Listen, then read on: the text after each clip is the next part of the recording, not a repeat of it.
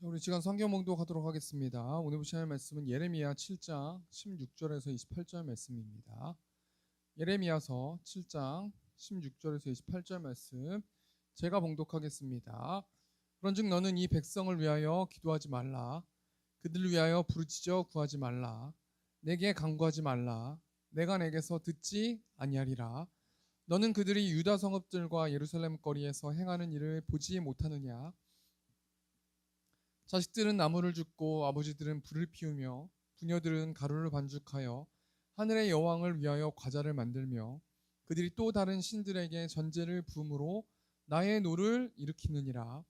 여호와의 말씀이니라. 그들이 나를 경노하게 함이냐? 자기 얼굴에 부끄러움을 자취함이 아니냐? 그러므로 주 여호와께서 이와 같이 말씀하시느니라. 보라, 나의 진노와 분노를 이곳과 사람과 짐승과 들나무와 땅의 소산에 부으리니 불같이 살라지고 꺼지지 아니하리라 하시니라. 만군의 여호와 이스라엘 하나님께서 이와 같이 말씀하시되 너희 희생 제물과 번제물의 고기를 아울러 먹으라. 사실은 내가 너희 조상들을 애굽 땅에서 인도하여 낸 날에 번제나 희생에 대하여 말하지 아니하며 명령하지 아니하고 오직 내가 이것을 그들에게 명령하여 이르기를 너희는 내 목소리를 들으라. 그리하면 나는 너희 하나님이 되겠고 너희는 내 백성이 되리라. 너희는 내가 명령한 모든 길로 걸어가라. 그리하면 복을 받으리라 하였으나 그들이 순종하지 아니하며 귀를 기울이지도 아니하고 자신들의 악한 마음에 깨와 완악한 대로 행하여 그 등을 내게로 돌리고 그 얼굴을 향하지 아니하였으며 너희 조상들이 애굽 땅에서 나온 날부터 오늘까지 내가 내 종 선지자들을 너희에게 보내되 끊임없이 보내었으나 너희가 나에게 순종하지 아니하며 귀를 기울이지 아니하고 목을 굳게 하여 너희 조상들보다 악을 더 행하였느니라. 내가 그들에게 이 모든 말을 할지라도 그들이 너에게 순종하지 아니할 것이요 내가 그들을 불러도 그들이 내게 대답하지 아니하리니 너는 그들에게 말하기를 너희는 너희 하나님 여호와의 목소리를 순종하지 아니하며 교훈을 받지 아니하는 민족이라. 진실이 없어져 너희 입에서 끊어졌다 할지니라. 아멘. 우리 시간 예레미야 7장 16절에서 28절 말씀 가지고 진실이 없어져라는 제목을 가지고 하나님 말씀 나누도록 하겠습니다. 여러분, 우리는 지구라는 별에 살고 있습니다. 여러분, 지구라는 이 별에 우리 사람들이 살고 있는데 이 사람들은 이 지구를 지배하고 통치하면서 살아가는 사람들입니다. 사람이 동물을 지배하고 또 식물을 지배하고 또 여러 가지 것들을 지배하는데 그래서 인간이 굉장히 강한 것 같지만 인간은 약한 존재라고 생각해 볼 수 있는데 여러분, 앞에 사진 보시면 지금 쓰나미가 몰려오고 있는 사진입니다. 일반적으로 햇빛이 있는 상황에서 뭔가 건물들이나 특별한 문제가 없지 않습니까? 근데 이 사진을 보면 쓰나미가 진짜 몇 초만 있어도 저 건물을 덮칠 만한 그런 엄청난 높은 그 쓰나미가 밀려오고 있는 사진인데 여러분, 이런 것들을 보면은 이 땅에서 아무리 인간이 모든 것들을 지배하고 다스린다고 할지라도 자연 앞에서는 인간이 꼼짝할 수 없는 미약한 먼지 같은 어떤 그런 존재라고 생각해 볼 수 있어요. 그런 쓰나미뿐만 아니라 여러분, 비가 계속해서 온다고 생각해 보십시오. 우리 노아 홍수 그 방주 사건 때에도 그때 당시 하나님께서 물로 완전 세상을 심판해 버리시지 않았어요. 그렇기 때문에 인간은 굉장히 강한 것 같아도 인간이 뭔가 조정해서 비를 내리게 하거나 뭔가 자연재해를 피할 수 있는 그런 능력이 있는 존재가 아니고 인간은 자연 앞에서 무기력한 존재가 인간이다라고 생각해 볼 수 있는 것이죠. 그래서 모든 인간들, 지금까지 살았던 모든 인간들은 어떤 삶을 살았냐면 자신을 지켜줄 수 있는 절대적인 신을 만들고 그 신에게 빌면서 살았어요. 그래서 뭐 우리나라 어떤 토속적인 어떤 이런 샤머니즘 같은 이런 신앙들 아닙니까? 그래서 앞에 사진 보면 그런 사진들인데 그래서 인간은 우리나라뿐만 아니라 지금까지 태어나서 죽을 모든 사람들은 절대적인 어떤 자신을 지켜줄 수 있는 신들을 하나씩 생각하고 그 신들에게 빌고 빌어서 마침내 자신이 원하는 것을 얻기 위한 어떤 그런 방법을 가지고 신을 믿고 있는데, 여러분, 어떤 사람은 그 신에 묶여서 무당일을 하고 무속인들의 삶을 살아가는 사람들도 있고, 그 사람들은 계속해서 그 신에게 혼나지 않기 위해서, 벌을 받지 않기 위해서 계속 신을 달래고 빌고 있고 그렇게 살아가는 것이죠. 물론 여러분, 인간들이 종교심을 하나님께서 주셨기 때문에 뭐 어떤 신을 찾아서 빌기도 하긴 하는데, 이런 맥락으로 생각해 봤을 때 우리가 하나님을 믿는 크리스찬들 아니겠습니까? 그러면 하나님을 구주로, 하나님을 주인으로 생각하는 크리스찬들은 어떤 삶을 살아가고 어떻게 신앙생활을 하면서 살아가는 것인가? 어떤 사람은 신앙인들은 반드시 하나님을 예배해야 된다라고 말하는 사람도 있고, 또 어떤 사람은 하나님을 믿는, 예수님을 믿는 신앙인들은 구제를 많이 해야 된다. 왜냐하면 예수님께서 이웃을 사랑하라고 말씀하셨기 때문이다. 라고 말하는 사람들도 있고요. 또 어떤 사람들은 세상에서 봉사해야 된다. 또 빛과 소금의 역할을 감당하면서 살아야 된다. 저마다 각자의 신앙관들이 있고, 저마다 각자 하나님을 믿는 여러 가지 방식들이 있어요. 그래서 어떤 교회는 말씀을 강조하는 교회가 있고, 또 어떤 교회는 성령을 강조하는 교회가 있고, 또 어떤 교회는 이웃사랑을 강조하는 교회가 있고, 뭐 각자 다양한 여러 가지 교회 신앙생활을 하면서 각자 중요하게 방점을 찍는 어떤 그런 목적들이나 목표들이 있다라는 것이죠. 그럼 저와 우리 성도들은 어떻게 신앙생활하는 것이 올바르게 크리스찬답게 살아가는 것인가? 저는 어떤 신앙관을 가지고 있냐면, 예배를 통해서 하나님의 말씀을 듣고 또 그 말씀대로 행동하면서 살아가는 삶, 그것이 하나님이 기뻐하시는 크리스찬들의 신앙생활이다라고 생각해 볼 수 있는데, 이것은 제가 말한 게 아니라요, 성경이 그렇게 말하고 있다라는 것이죠. 우리가 금요 예배 때도 나눴지만, 우리 예레미야 1장 5절 말씀 보니까 내가 너를 모태에 짓기 전에 너를 알았고, 내가 배에서 나오기 전에 너를 성별하였고, 너를 여러 나라의 선지자로 세웠노라 하시기로. 하나님께서 예레미야 선지자를 불러주셨는데, 예레미야가 잘났기 때문에, 예레미야가 잘생겼기 때문에, 예레미야가 능력이 있기 때문에 하나님께서 예레미야를 불러주신 게 아니라는 것입니다. 하나님께서 예레미야를 불러주신 것은 하나님의 주권을 통해서 예레미야를 모태에 짓기 전부터 하나님께서 구별하고 성별하셨어요. 그리고 하나님께서 예레미야라는 사람을 여러 나라의 선지자로 세울 것을 하나님께서 다짐하셨다라는 것이죠. 그래서 이 부르심이라는 것은 하나님의 강권적인 절대적인 부르심이라는 거예요. 여러분, 예레미야 선지자가 하나님의 부르심 앞에서 어떻게 반응합니까? 예레미야 1장 6절 말씀 보니까 내가 이르되 슬프도소이다. 주 여호와여 보소서 나는 아이라 말할 줄을 알지 못하나이다. 여러분, 지금 예레미야는 자신의 세상적인 관점을 가지고 자신이 처해 있는 상황을 통해서, 하나님, 나는 아이이기 때문에, 나는 미약하기 때문에, 난 능력이 없기 때문에, 난 돈이 없기 때문에, 난 외모가 출중하지 못하기 때문에, 내가 가진 스펙이 없기 때문에 저는 하나님께 사용될 만한 그런 그릇이 되지 못합니다 라고 고백하고 있어요.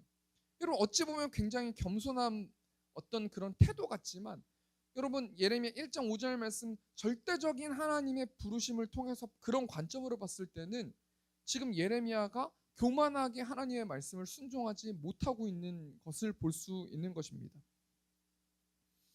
그러면서 하나님께서 예레미야에게 뭐라고 말씀하십니까? 우리 7절 말씀 보니까 여호와께서 내게 이르시되 너는 아이라 말하지 말고 내가 너를 누구에게 보내든지 너는 가며 내가 내게 무엇을 명령하든지 너는 말할지니라. 여러분, 크리스찬들, 하나님께 부름받은 사람들은 어떤 삶을 살아가는 거예요? 나의 능력은 미약하고 저는 하나님 할 수 없습니다라고 말만 하면서 핑계대면서 그렇게 행동하면서 살아가는 자들이 아니라, 크리스찬들, 올바르게 신앙생활해야 되는 사람들은 내가 너를 누구에게 보내든지 너는 가며, 여러분, 목회자나 선교사나 어떤 주의 종들만 다른 사람들한테 가는 것이 아니라는 것이죠. 크리스찬들은 보냄을 받아야 되는 사람들이에요. 크리스찬들은 이 땅 가운데서 나만 행복하고 나만 예배 은혜 받고 나만 좋으면서 살아가는 자들이 아니고요. 크리스찬들은 하나님께서 가라고 하신 곳에 가는 사람들, 갈지 말지를 내가 결정하는 사람들이 아니라 하나님께서 가라고 하면 가고 서라고 하면 서고 그렇게 살아가는 사람들, 그리고 두 번째가 무엇입니까? 내가 내게 무엇을 명령하든지 너는 말할지니라. 복음을 전하면서 살아가는 사람들이 크리스찬이고 하나님의 자녀라고 생각해 볼 수 있어요. 여러분, 성경 예레미야 말씀만 있는 것이 아니기 때문에 혹자들은 예레미야 말씀은 그렇게 나올 수 있지만 다른 말씀은 또 다르게 나올 수 있지 않겠습니까? 라고 말할 수 있지만요. 여러분, 결국에 크리스찬이라는 것은 어떤 사람들이냐면 예수님이 나의 주인이다라고 고백하는 사람들이 크리스찬이거든요.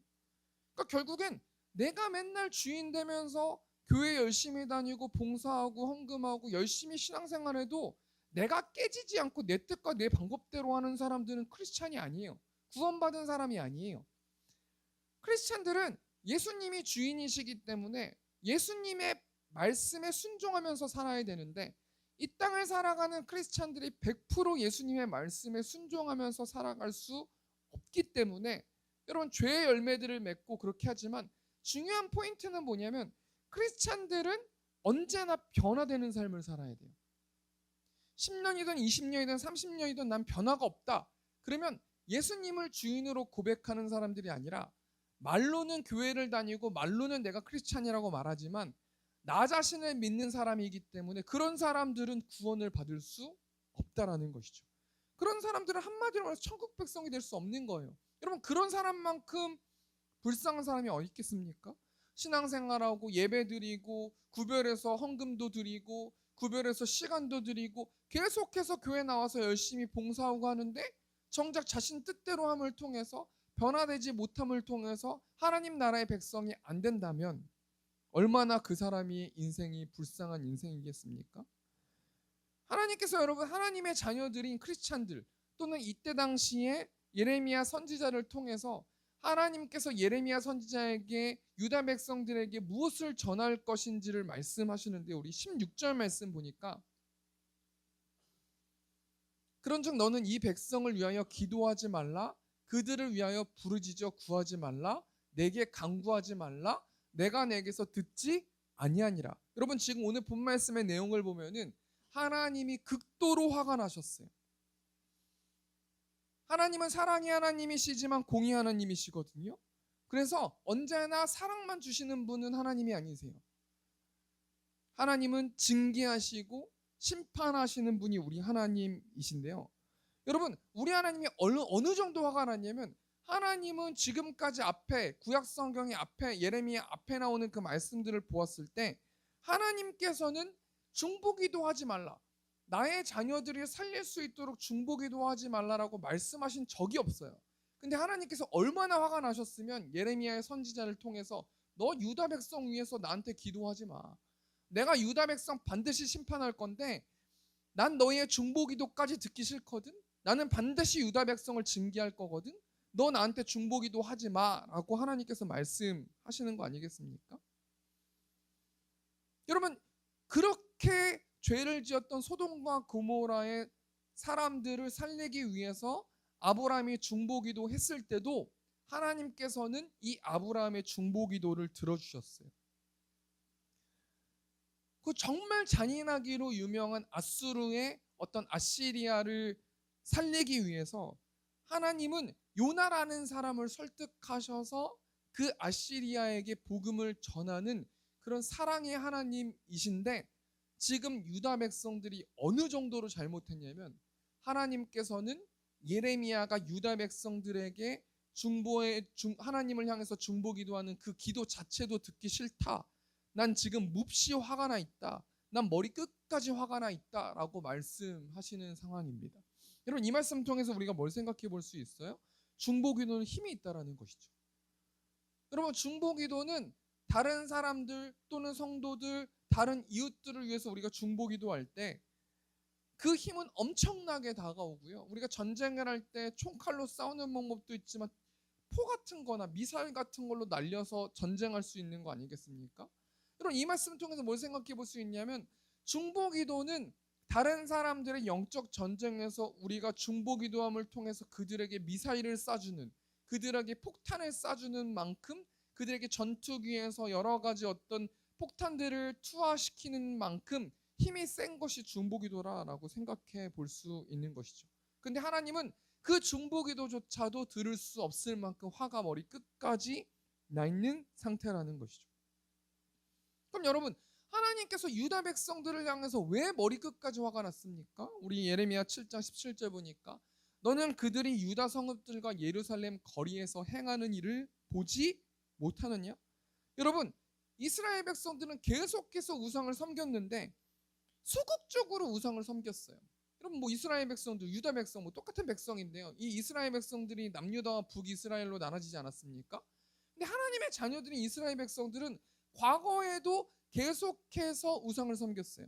근데 우상을 어떻게 섬겼냐면 보통 높은 산이나 작은 산이나 푸른 나무 아래나 어떤 이런 데서 소극적으로 소수들만 섬겼어요. 근데 지금 17절 말씀 보니까 하나님께서 왜 그렇게 화를 내십니까? 지금 유다 백성들이 유다 성읍과 예루살렘 거리, 그러니까 흔하게 그냥 길거리에서조차도 하나님이 아닌 다른 이방 신들을 섬기는 것들을 볼 수 있는데, 여러분, 유다뿐만 아니라 수많은 사람들이 이방 신들을 섬기지 않았어요? 그런데 지금 하나님께서 화나신 이유가 무엇입니까? 하나님이 구별하신, 하나님이 불러주신 하나님의 자녀들인 유다 백성이 지금 보편적으로 세상 사람들과 똑같이 드러내놓고 당당하게 우상을 섬기고 있다라는 거예요. 또 여러분, 유다 사람들이 어떻게 우상 섬깁니까? 18절 보니까 자식들은 나무를 줍고 아버지들은 불을 피우며 부녀들은 가루를 반죽하여 하늘의 여왕을 위하여 과자를 만들며 그들이 또 다른 신들에게 전제를 부음으로 나의 노를 일으키느니라. 여러분, 유다 백성들이 소수의 사람들만 우상 섬긴 게 아니라 이 우상을 섬기기 위해서 협력했다라는 것이죠. 자식들은 나무를 줍고 아버지들은 불을 피우고 부녀들은 가루를 반죽해서 하늘의 여왕인 또는 다른 신들에게 적극적으로 우상을 섬기고 경배했다라는 것이죠. 이런 것들을 우리 하나님은 참을 수 없을 만큼 분노가 일어나신다라고 생각해 볼 수 있는 것이죠. 여러분, 우리 하나님은 질투의 하나님이시지 않습니까? 그래서 이웃을 사랑하는 것은 좋지만 나보다 나의 아내를, 나보다 나의 자녀를, 나보다 나의 어떤 이웃을 하나님보다 더 사랑하는 존재를 보셨을 때 하나님께서는 질투하신다라는 거예요. 세상적으로 내가 자녀 사랑하는 거는 뭐 잘못된 거예요, 그게? 그런데 세상적인 관점은 그렇지만 하나님의 관점은 내가 너를 내 하나밖에 없는 아들을 희생시키면서까지 너를 구원했는데 너는 나를 바라보지 않고 너의 아들만 바라보고 너의 딸들만 바라보고 있구나. 난 정말 질투하는 하나님이다. 분노가 일어나는 하나님이다. 물론 내가 이웃을 사랑하라고 했지만 그럼에도 나는 질투가 일어나는 하나님이다 라고 말씀하시는 것이죠.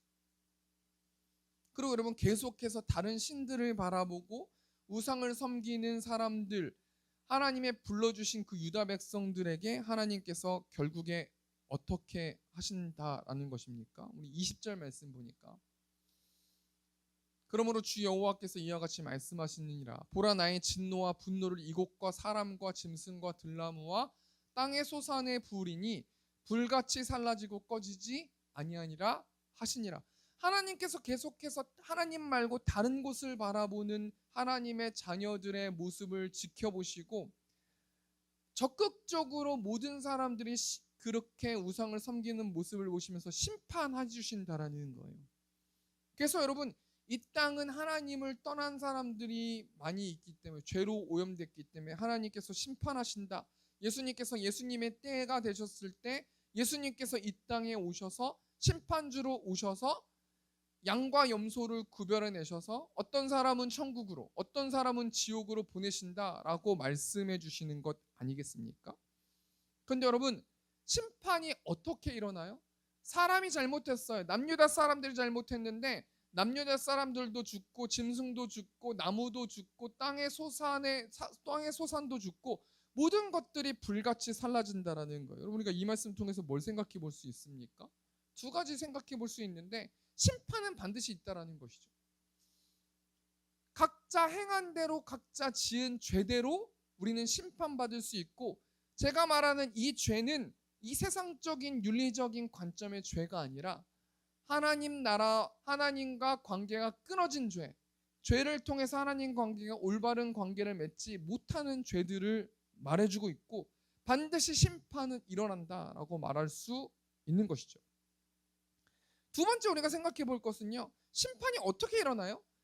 어떤 리더십의 영향력의 어떤 부재를 통해서 죄를 지면 그 리더십 밑에 있는 사람들까지도 심판을 받는다라는 것이죠.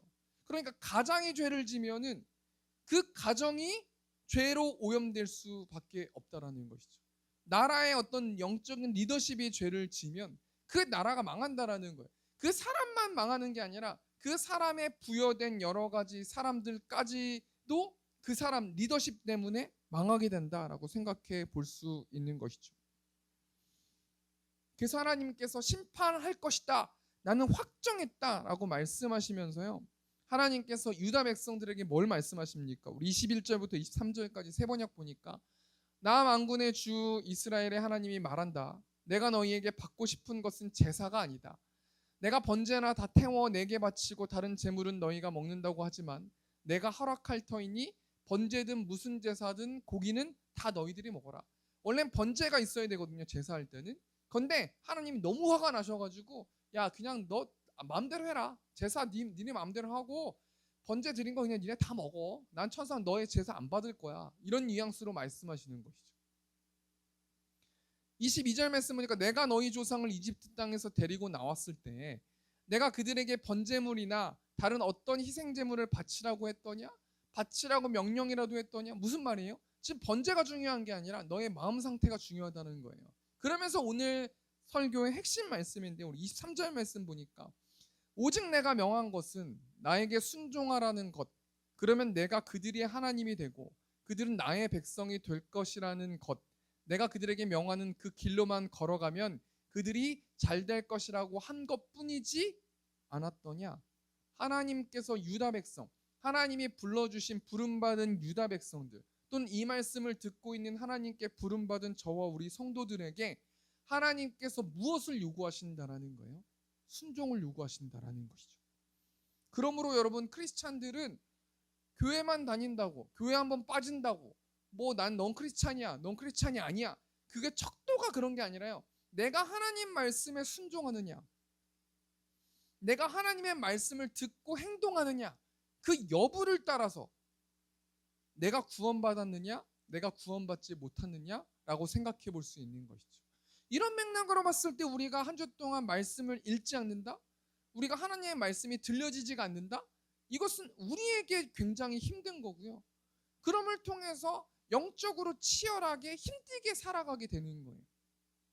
하나님께서는 하나님의 자녀들을 계속해서 말씀하시면서 너 순종해야 된다. 내 뜻대로 행동해야 된다. 그래야 너 구원받는 사람이고 그렇게 성화됐을 때 그렇게 변화됐을 때 구원받는 사람이다라고 계속해서 여러 가지 경로로 말씀해 주시는 것이고 사단은 우는 사자처럼 그래 계속해서 불순종해라. 계속 그렇게 해야 된다라고 계속해서 치열하게 말함을 통해서 이렇게 치열하게 영적 전쟁 안에 빠져버리면요. 한 주 동안 굉장히 에너지가 소진되고 체력이 소진되는 것이에요. 이럴 때 우리가 어떻게 행동해야 되는 거냐면 그냥 무조건 하나님 말씀 듣고 순종하면 우리는 거기에 풀려지는 삶을 살아가게 된다는 거 아니겠습니까? 우리가 이런 사람 가운데서 오늘 본 말씀 통해서 유다 백성이 그럼 하나님 말씀에 순종하지 않았던 이유가 무엇인가 우리가 두 가지만 좀 생각해 보고 말씀 마쳤으면 좋겠습니다. 우리 첫 번째로요. 그렇다면 유다 백성들 하나님께서 불러주신 하나님의 자녀들인 유다 백성들이 왜 하나님 말씀에 순종하면서 살지 않았습니까? 우리 24절 말씀 세 번역 보니까 그러나 그들은 내게 순종하지도 않고 내 말에 귀를 기울이지도 않았다. 첫 번째 유다 백성들이 왜 하나님 말씀에 순종하면서 살지 않았습니까? 그 이유는 하나님의 말씀에 관심이 없었기 때문이에요. 여러분 신앙생활하면서 목사님들이 성경 보세요, 큐티하세요, 말씀 묵상하세요. 그건 해도 되고 안 해도 되는 일들이 아니에요.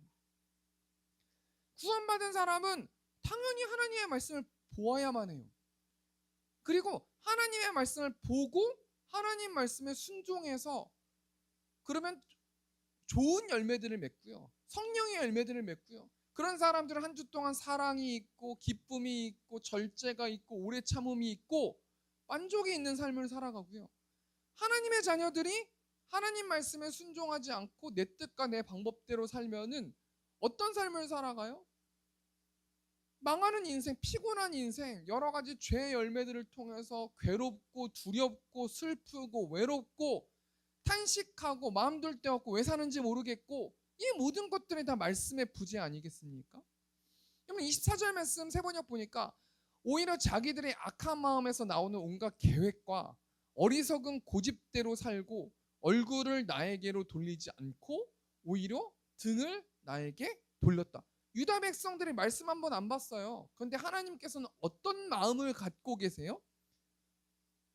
그 유다 백성들이 얼굴을 나에게로 돌리지 않았다. 그 유다 백성들이 등을 나에게 돌렸다라고 생각하신다라는 것이죠. 우리가 말씀 한 번 안 볼 수 있어요. 근데 하나님은 어떻게 생각하시냐면 너희가 정말 나에게 얼굴을 나에게 돌리지 않았구나. 등을 돌리고 진짜 나를 적대시하고 있구나 라고 생각하신다라는 거예요. 그럼 여러분, 유다 백성들이 왜 그러면 하나님의 말씀에 관심이 없었어요? 그 이유는 한마디로 말하면 고집 때문이라는 것이죠. 24전 중반절 보니까 어리석은 고집대로 살고, 내 고집과 내 방법과 내 아집 때문에 말씀 안 본다라는 거예요. 내 고집 때문에 하나님의 마음을 아프게 해드린다라는 거 아니겠습니까?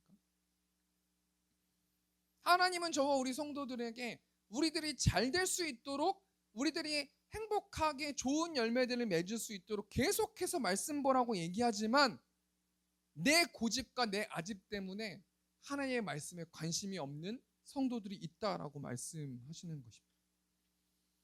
시편 119편 105절 보니까 주의 말씀은 내 발의 등이요 내 길의 빛이니이다. 그럼 빛이 없이 살아가는 사람들이 얼마나 힘들까요? 눈이 안 보이고 살아가는 사람들이 얼마나 두렵고 외로울까요? 이런 것처럼 말씀 보지 않으면 내 컨디션 때문에 외롭고 두려운 게 아니라, 다른 사람 때문에 외롭고 두려운 게 아니라 아무것도 보이지 않기 때문에 외롭고 두려운 거예요. 여러분, 껌껌하게 한적한 그 산길을 홀로 걸어간다고 생각해 보세요. 얼마나 무섭겠습니까? 후레쉬 켜고 들어간 그 산을 지나가는 사람과 아무것도 없이 암흑 가운데서 지나가는 사람들이 불빛 하나 차이인데 얼마나 외롭고 슬프고, 얼마나 이 후레쉬 있는 사람들, 빛이 있는 사람들은 얼마나 기쁘게 걸어가겠습니까? 우리가 첫 번째 대를 정리하니까 유다 백성들은 왜 하나님 말씀에 순종하며 살지 않았습니까? 하나님 말씀에 관심이 없었기 때문이에요. 그래서 하나님께서는 하나님 말씀에 관심 없는 사람들을 너는 완전히 나에게 등을 졌구나, 너 나하고 이제 왼수 졌구나, 넌 이제 나의 원수구나 라고 생각하신다라는 거예요.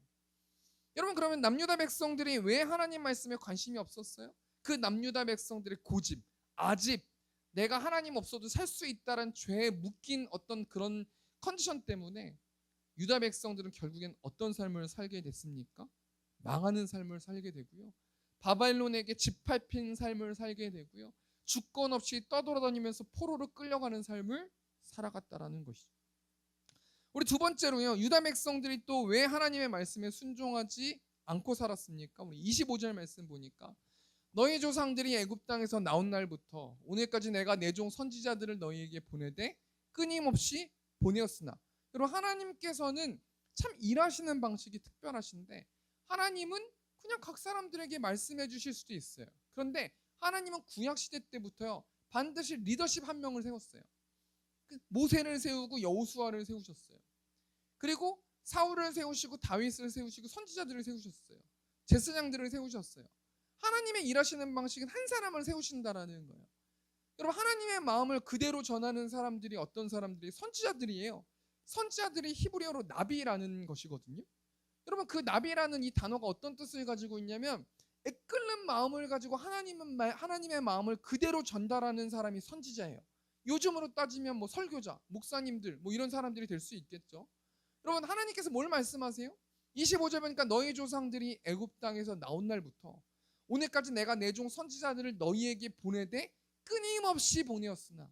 선지자들을 통해서, 예배 때 설교자의 말씀을 통해서, 성경 말씀을 통해서, 또는 일반 계신 문화를 통해서, 자연을 통해서, 사람들을 통해서 내가 정말 나의 마음을 끊임없이 얘기했다. 말씀 보라고 끊임없이 얘기했다. 그럼에도 불구하고 너희는 하나님 말씀에 순종하지 않고 살고 있구나. 그럼 유다 백성들이 왜 하나님 말씀에 순종하지 않고 살았습니까? 선지자들의 말을 듣지 않았다라는 것이죠. 하나님 말씀 대언하는 사람들의 말을 듣지 않았다라는 것이에요. 말로만 핑계대고 우선순위에서 밀리면서 각 사람의 방식과 방법대로 기쁘게 살았다고 살았지만 기쁜 마음은 없고 불안한 마음과 두려운 마음과 외로운 마음뿐밖에 없다라는 거 아니겠습니까? 26절 말씀 보니까 너희가 나에게 순종하지 아니하며 귀를 기울이지 아니하고 목을 굳게 하여 너희 조상들보다 악을 더 행하였느니라. 고집을 부렸다. 목을 굳게 했다. 누구 문제라는 거예요? 본인 문제라는 거예요. 내 아집을 컨트롤하지 못하고 내 고집을 컨트롤하지 못하고 목을 굳게 하면서 고집 부리면서 하나님 말씀 안 받다라는 거예요. 그래서 여러분 유다 백성들이 자신의 고집들 때문에 어떤 삶을 살게 됐습니까? 망하는 인생을 살게 됐어요. 그럼 고집이라는 거는 내가 더 의롭다라는 거거든요. 내 말이 더 맞다라는 거거든요.